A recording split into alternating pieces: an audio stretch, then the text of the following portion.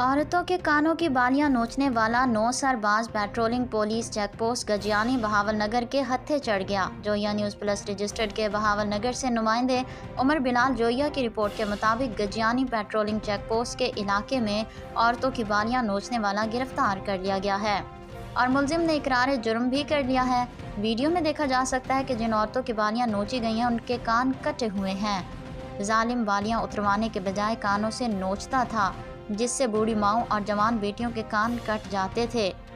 Patrolling police incharge ने ऐलान किया है कि तमाम मुतासरा लोग थाना सदर पुलिस बहावलनगर या पेट्रोलिंग सवाई वाला बहावलनगर से रब्ता करें। अगर ये बंदा आपका चोर है तो नसीबुल्ला खान DPO बहावलनगर की क़यादत में तमाम जराइम पेशा अनासिर की सरकूबी के लिए हिमा वक्त तैयार है।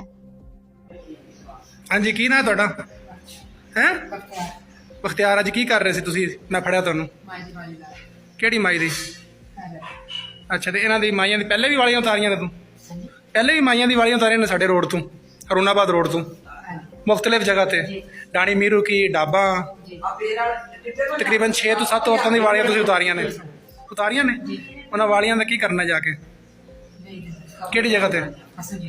वो किहड़ी जगह ते? किहड़े बंदे नूं वेचना उत्थे? शहबाज नूं? अच्छा अच्छा, तो हुण ओनू शहबाज की दुकान कित्थे करके भला? बाजार जी। अम्मा तुहाडी वाली ने उतारी सी? की ना है अम्मा तुहाडा? मेरा नाम नूर बेगम। दिखाया जी अम्मा की वाली किसी जगह ते उतारी सी।